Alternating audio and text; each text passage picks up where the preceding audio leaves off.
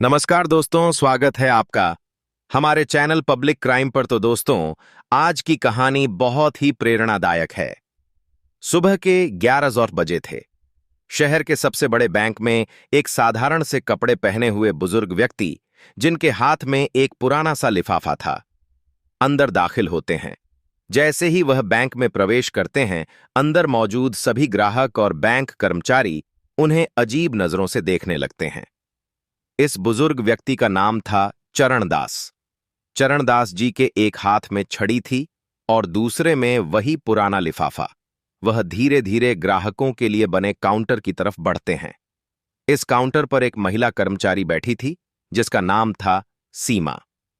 दोस्तों, कहानी को आगे देखने से पहले अगर आप चैनल पर नए हैं तो हमारे चैनल पब्लिक क्राइम को सब्सक्राइब करना मत भूलना और वीडियो को अपने प्यारे हाथों से एक लाइक करना भी मत भूलना। और हां, आप इस वीडियो को कहां से देख रहे हैं, प्लीज आप इस वीडियो को जहां से भी देख रहे हैं, कमेंट में उस जगह का नाम भी लिख देना, जिससे मुझे आप लोगों के कमेंट पढ़ने में बहुत ज्यादा संतुष्टि मिलती है और दिल को बहुत अच्छा लगता है। बैंक के अंदर मौजूद हर व्यक्ति की निगाहें चरणदास जी पर टिकी हुई थीं। धीरे धीरे चरणदास जी सीमा के पास पहुंचते हैं और बड़ी विनम्रता से कहते हैं, देखिए बेटी, मेरे खाते में कुछ गड़बड़ हो गई है। यह ठीक से चल नहीं रहा है। यह कहते हुए चरणदास जी लिफाफा सीमा की तरफ बढ़ाते हैं।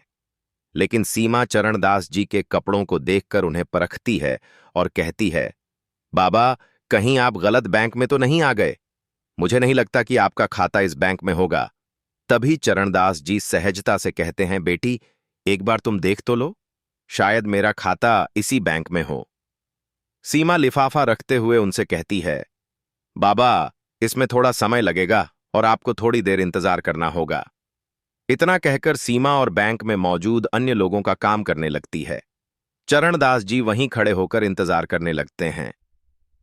थोड़ी देर तक इंतजार करने के बाद वह दोबारा कहते हैं, बेटी, अगर तुम थोड़ी व्यस्त हो तो तुम मैनेजर को फोन कर दो। दरअसल मुझे उनसे भी कुछ काम है, तो मैं उनसे कुछ बात कर लेता हूं। इसके बाद सीमा ना चाहते हुए भी अपना फोन उठाती है और मैनेजर सुनील के केबिन का नंबर डायल करती है। उसने फोन करके मैनेजर को बताया कि एक बुजुर्ग व्यक्ति उनसे मिलना चाहते हैं। मैनेजर सुनील चरणदास जी को दूर से ही देखता है। चरणदास जी बड़े साधारण दिख रहे थे। मैनेजर सुनील फोन पर सीमा से पूछता है, क्या यह वायदे हमारे बैंक का ग्राहक है या ऐसे ही कोई मुंह उठाकर चला आया है?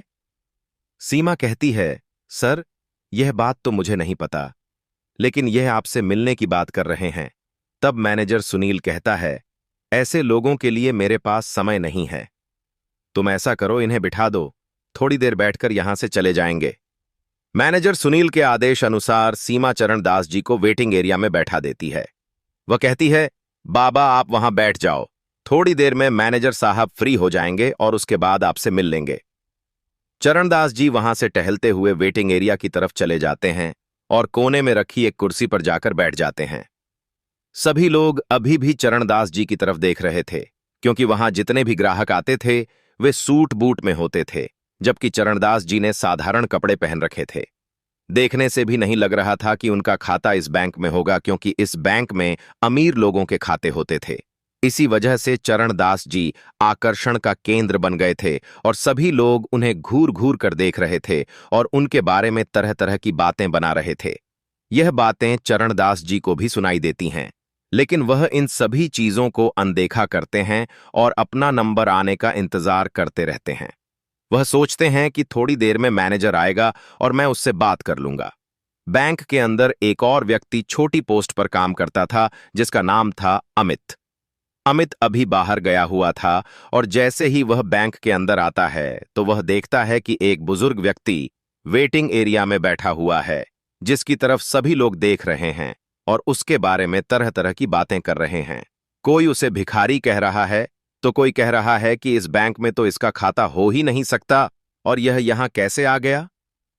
ऐसे लोगों को इन लोगों ने क्यों बैठा रखा है? इस तरह की बातें उनके बारे में चल रही थीं। अमित यह सभी बातें सुन लेता है।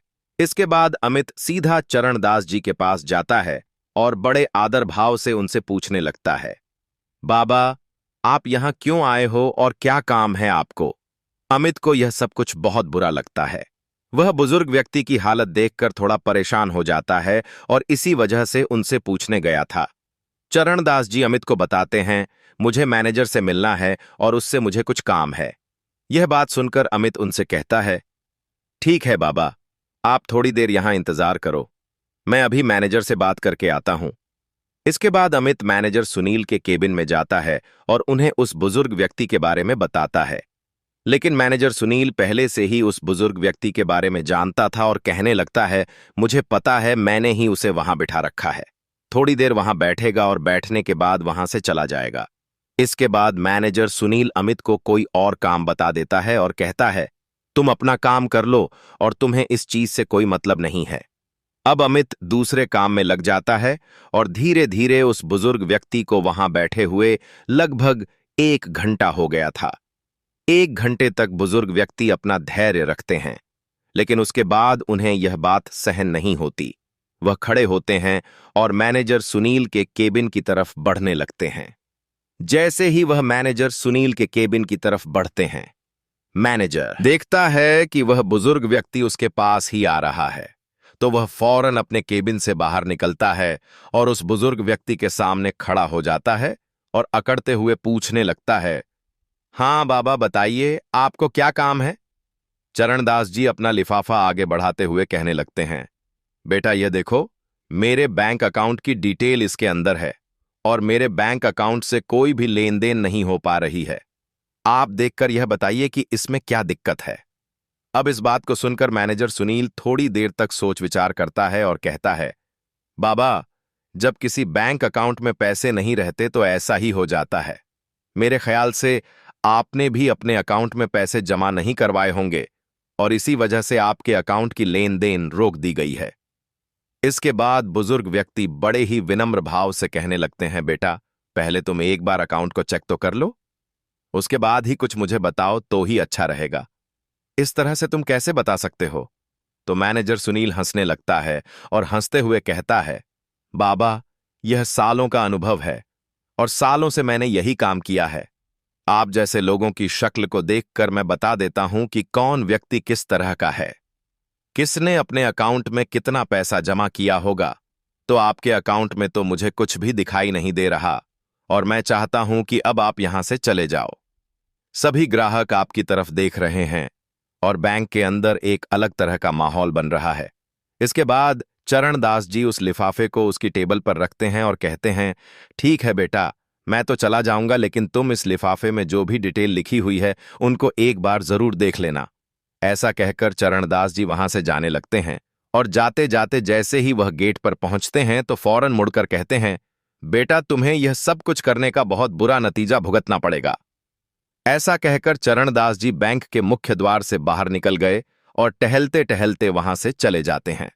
इसके बाद जब मैनेजर सुनील को यह बात सुनाई देती है कि तुम्हें बहुत कुछ भुगतना पड़ेगा तो थोड़ा सा तो उसे लगता है, लेकिन फिर वह सोचता है कि बुढ़ापे में ऐसे ही कह दिया होगा, कोई भी कैसी भी दिक्कत नहीं है।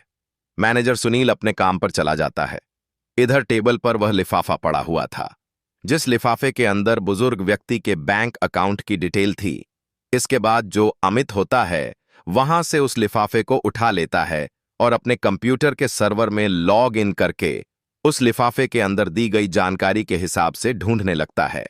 ढूंढने के बाद जब पुराना रिकॉर्ड खंगाला जाता है तो उसे पता चलता है कि यह जो व्यक्ति यहां पर आया था यह इस बैंक का एक तरह से मालिक ही है, क्योंकि इस बैंक के 60% शेयर इनके पास ही हैं।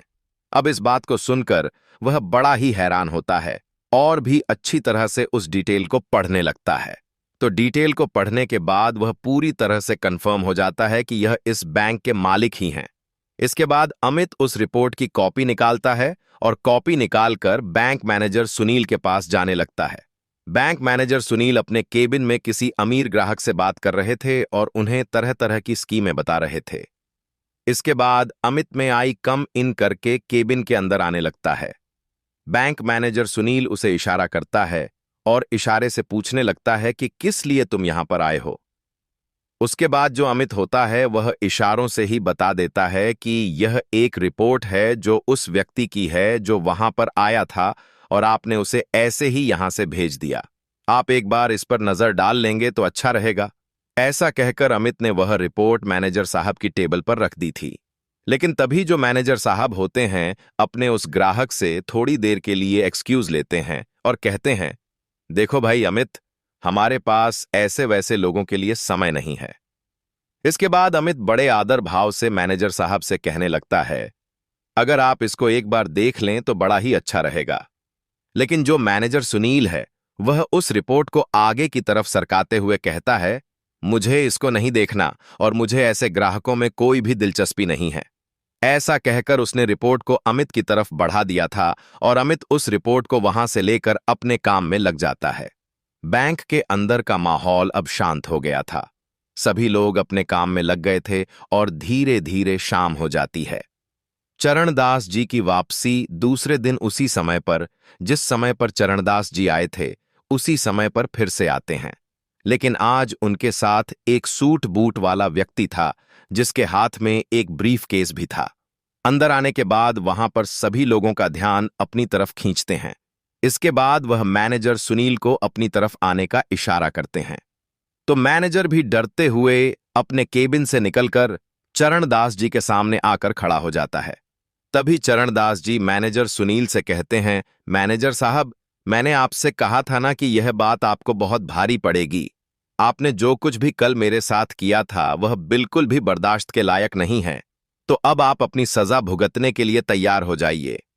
इस बात को सुनकर मैनेजर सुनील थोड़ा सा बौखला जाता है, लेकिन फिर वह सोचता है कि क्या सजा मुझे दे सकते हैं, भला मेरे साथ क्या कर सकते हैं। उसके बाद चरणदास जी कहते हैं, तुम्हें मैनेजर के पद से हटाया जा रहा है और तुम्हारी जगह इस बैंक में काम करने वाले अमित को मैनेजर बनाया जा रहा है और तुम्हें फील्ड का काम देखना होगा। इस बात को सुनकर मैनेजर सुनील थोड़ा सा बौखला जाता है और वह कहने लगता है, आप होते कौन हो मुझे इस तरह से हटाने वाले? तो चरणदास जी कह देते हैं, मैं इस बैंक का एक तरह से मालिक ही समझ लो, क्योंकि 60% शेयर वैल्यू मेरे पास है और मैं चाहूं तो तुम्हें हटा भी सकता हूं और किसी और को तुम्हारी जगह लगा भी सकता हूं। यह बात सुनकर बैंक के अंदर जितने भी कर्मचारी थे और जो कुछ ग्राहक कल भी इस बैंक के अंदर आए थे और आज भी आए थे, वह सभी लोग एकदम से हैरान हो जाते हैं और चरणदास जी की तरफ फटी की फटी निगाहों से देखने लगते हैं। इसके बाद वह व्यक्ति जो चरणदास जी के साथ आया था वह अपने उस सूटकेस को खोलता है और उसमें से एक डॉक्यूमेंट निकालता है जो कि अमित की पदोन्नति प्रमोशन का था। उसे एक बैंक मैनेजर बना दिया गया था। इसके बाद वह दूसरा लेटर निकलता है जिसको बैंक मैनेजर सुनील को दे देता है और कहता है, अगर तुम्हें फील्ड में ड्यूटी करनी है तो तुम बेशक से कर लो, लेकिन मैनेजर बनकर तुम इस बैंक में नहीं रह सकते। यह बात सुनकर मैनेजर सुनील के पसीने छूटने लगते हैं और वह अपनी कल की गलती के लिए बुजुर्ग व्यक्ति से माफी मांगने लगता है। लेकिन तभी जो चरणदास जी होते हैं वह उसे उठाते हैं और कहते हैं, माफी किस बात की मांग रहे हो और मैं किस वजह से तुम्हें माफ कर दूं? तुमने मेरे साथ जो व्यवहार किया था वह हमारे इस बैंक की पॉलिसी के खिलाफ है। क्या तुमने कभी भी इस बैंक की पॉलिसी नहीं पढ़ी? यहां पर गरीब और अमीर में कोई भी फर्क नहीं किया जाएगा और सभी को एक ही पलड़े में तोला जाएगा। दरअसल इस बैंक की स्थापना चरणदास जी ने ही की थी और उन्होंने यह बात पहले ही घोषित कर दी थी कि इस बैंक के अंदर किसी को भी गरीब नहीं समझा जाएगा और ना ही किसी को ज्यादा अमीर समझा जाएगा। सभी के साथ सामान्य व्यवहार किया जाएगा और कोई भी बैंक का स्टाफ ऐसा करता है तो उसके खिलाफ कड़ी से कड़ी कार्रवाई की जाएगी। तो चरणदास जी कहते हैं, वह तो मैं तुम पर रहम कर रहा हूं कि तुम्हें काम करने योग्य छोड़ रहा हूं, वरना मैं चाहूं तो तुझे यहां से हटा भी सकता हूं। जो तुमने मेरे साथ किया है वह बिल्कुल भी किसी के साथ नहीं होना चाहिए। तुम्हारे बैंक में काम करने वाला अमित, जिसके हाथ में कुछ भी नहीं था, लेकिन फिर भी उसने मुझसे आकर पूछा और मेरे लिए कुछ करना चाहा, तो इस पोस्ट के लिए वह असली हकदार है, ताकि वह ग्राहकों को अच्छी तरह से समझ सके और उनके कपड़ों को देखकर उनको जज न कर सके। ऐसा कहकर चरणदास जी सीमा को बुलाते हैं और सीमा को भी इस बात के बारे में फटकार लगाते हैं। कहते हैं, मैं पहली गलती समझकर तुम्हारी इसे माफ कर रहा हूं, लेकिन बैंक के अंदर कोई भी व्यक्ति अगर आए तो उसको उसके कपड़ों से जज नहीं करना है, उसके बारे में तसल्ली से देखना चाहिए। अगर तुम मुझे पहले ही संभाल लेती तो इस मैनेजर के पास मुझे नहीं जाना पड़ता और मुझे और ज्यादा अपमान का सामना नहीं करना पड़ता। इसके बाद सीमा हाथ जोड़ने लगती है और उनसे माफी मांगने लगती है। कहती है, बाबूजी मुझे माफ कर दो, मुझसे बहुत बड़ी गलती हो गई और आगे से आपको ऐसा कुछ भी देखने को नहीं मिलेगा। इसके बाद चरणदास जी वहां से उस व्यक्ति के साथ वापस जाने लगते हैं और सभी लोगों से कहकर गए थे कि अमित से बहुत कुछ तुम्हें सीखने की जरूरत है और इससे जितना हो सके उतना सीख लीजिए, तुम्हारे लिए अच्छा होगा। अब मैं बीच बीच में यहां पर किसी न किसी को भेजता रहूंगा जो तुम्हारी इन हरकतों के बारे में अच्छी तरह से मुझे रिपोर्ट दे सके। ऐसा कहकर चरणदास जी वहां से चले गए और बैंक का पूरा स्टाफ इस बारे में बात करने लगता है और सोचता है कि अब अच्छी तरह से काम करना होगा, कहीं अगली बार उनका नंबर ना आ जाए। इस बात को सोचकर पूरा बैंक सुधर जाता है और सभी लोग अच्छी तरह से उस बैंक के अंदर काम करने लगते हैं। चरणदास जी का यह कारनामा चारों तरफ फैल गया था और सभी लोग उस बैंक की बढ़ाई करने लगते हैं और कहते हैं कि मालिक हो तो ऐसा हो, वरना बेशक से ना हो, क्योंकि ज्यादा मालिक अपने बैंक को खोलकर चले जाते हैं। फिर चाहे पीछे से मैनेजर किस तरह का काम करे या पीछे से कोई भी कर्मचारी कैसा भी काम करे, उन्हें इस चीज से कोई भी मतलब नहीं होता है। लेकिन चरणदास जी ने अपने मालिक होने का पूरा कर्तव्य निभाया और उस बैंक के कर्मचारियों को एक अच्छा सबक सिखाया। चरणदास जी के बारे में आपकी क्या राय है और अमित के बारे में आप क्या कहना चाहेंगे? अपनी राय कमेंट बॉक्स में लिख सकते हैं और लोगों के साथ साझा कर सकते हैं। अगर आपको वीडियो अच्छी लगी तो वीडियो को लाइक और चैनल को सब्सक्राइब जरूर करें ताकि हमें थोड़ा सा हौसला मिले आप लोगों के लिए ऐसे ही अच्छे अच्छे वीडियो बनाने के लिए। इन कहानियों को सुनाने का उद्देश्य किसी को परेशान करना बिल्कुल भी नहीं है। यह कहानी आपको इसलिए सुनाई जाती है ताकि आप लोग इन कहानियों में से कुछ ना कुछ सीख सको और अपने जीवन में उस चीज को लागू कर सको। मिलते हैं किसी अगली वीडियो में नए टॉपिक के साथ। आप सभी का बहुत बहुत धन्यवाद।